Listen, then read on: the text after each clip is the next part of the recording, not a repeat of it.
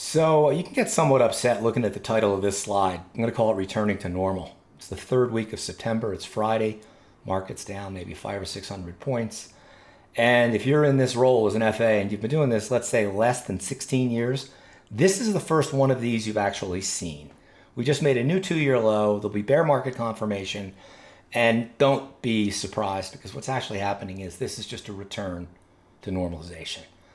If this is upsetting to you and you don't know how you're going to get out of it, stick with me a little bit, because there are ways through this that not only will allow you to come through feeling way better than you did going in, but also to pick up a ton of business.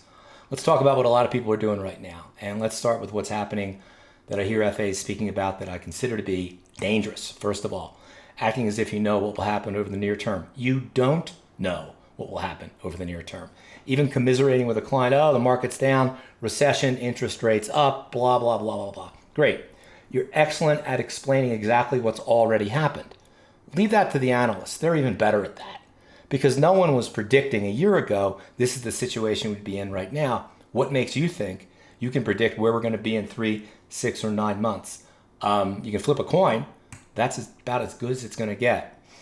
FAs are reactive at this point. Your clients are in pain. You're getting the calls.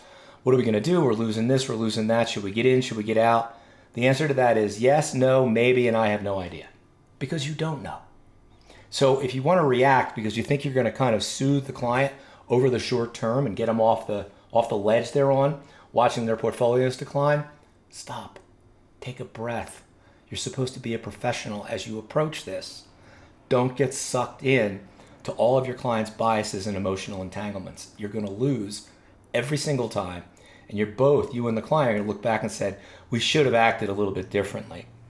Don't feel sorry for your clients. Don't feel sorry for yourself. You need to empathize with what's going on and feel the pain the client's feeling, but don't feel sorry for them.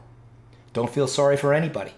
Empathy is a very advanced, emotionally anchored intellectual trait. You've got to feel what the other person feels, but you've got to manage that against your professionalism, not against your emotional response or emotional reaction. If you have a well thought out financial plan, you put it in place 2 years ago, 4 years ago, 6 years ago, and you never updated it with current valuations, can't go back in time and do that, but you can sure as shit do it now.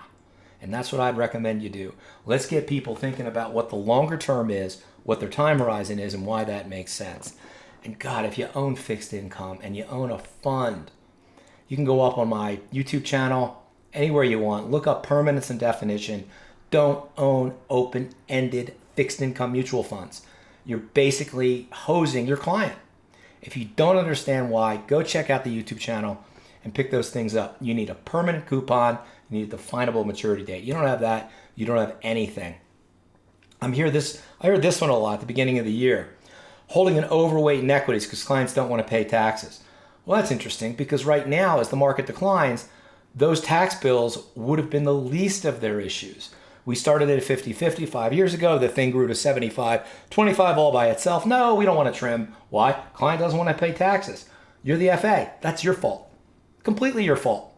Because if that client walked in with fresh cash, forget the tax, would you put them in a 75-25 portfolio? Hell no, you wouldn't do that. But you don't want to pay the tax, and the market's going up, so you're just going to hold the taxes. Never let tax dictate investment strategy. It's an idiotic way to go. So what can you do that's smart? Well, offhand, do you know what the 3, 5, and 10-year S&P returns are? Because anyone that's been investing for any length of time still has a trailing return at 3 years that's pretty close to the long-term mean. At 10 years, it's over the long-term mean. Equities are designed over time to average about 8%. Almost half that's from dividends. Now, yeah, does it feel good that we're down 21% so far? Yeah, it sucks. However, keep in mind that $100,000 down 21%, $79,000 goes up 20%, you're still not back to 100. The mathematics of loss are pernicious going in the opposite direction. It's like compound interest turned inside out. It's compound loss.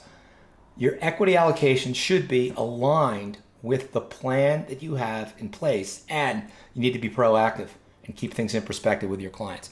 Yes, you need to empathize, but you also need to show the discipline and the approach that your clients are going to thank you for as this thing evolves.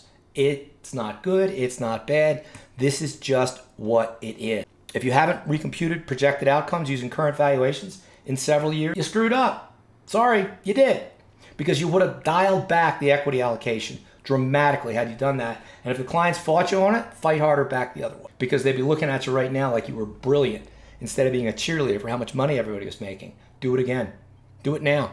You've got time. You've also got long-term returns still on your side. And most importantly, if you're not out spending a significant amount of time hunting for new money, you are missing one of the great opportunities, because right now, everybody's terrified. They're just afraid. Here's what you heard through 2021. Thanks, not interested. What are you hearing now?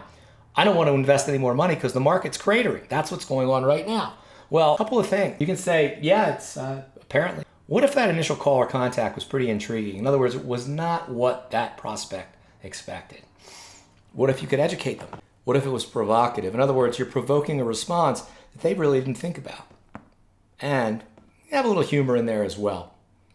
Sometimes it's a little harder to be humorous when the market's getting hit, but you got to laugh in the face of it all. And you're so confident in your ability as an FA, you've got to take the attitude that people would be out of their mind not to deal with you.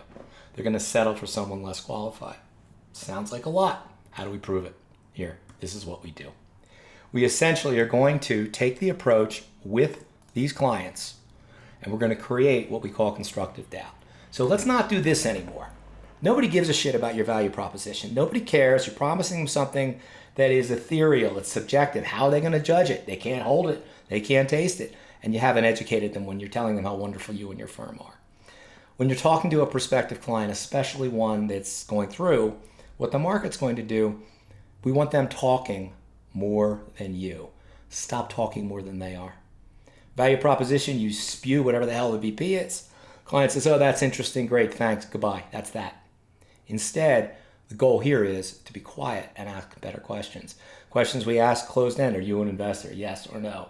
Are you investing in the market currently? Yes, no. Guys, this stuff's useless. I see it in all these scripts. And the people that use it and say it works will tell you, yeah, out of 100 calls and 100 contacts, there might be 5 prospects and maybe they open 1 account. How about out of 5 prospects, you open 5 accounts? Or out of 20 prospects, you open 15 accounts? That's a little better. Also, stop promoting how great your firm is. Every firm has analysts, they have forecasters, they have all the rest. And the only time they're listened to is essentially talking to institutional clients. The investment bankers listen to them, and CNBC needs something to put on between the commercials. Your firm analysts, especially the market, the economists, interest rate analysts, they don't know what's going to happen any more than you do. They may sound better, they may write better, they may speak more clearly. Guess what? If they knew, why would they tell you or anybody else? Stop playing make-believe. You've got good fundamental analysts that can pick out well-run companies. Those are the guys I want to listen to.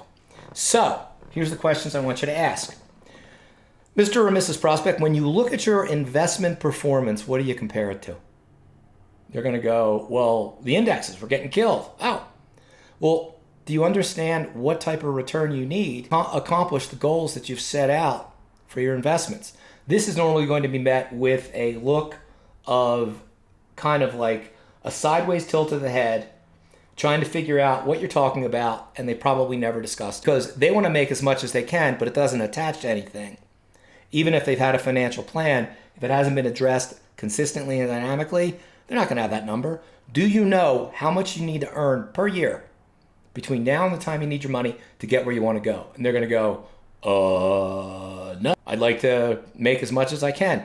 Yeah, we hear that a lot. We don't hear a lot of people saying they want to lose. Can you correlate those to a specific return on investment that you're shooting for, as if we're assuming they actually know what the ROI is?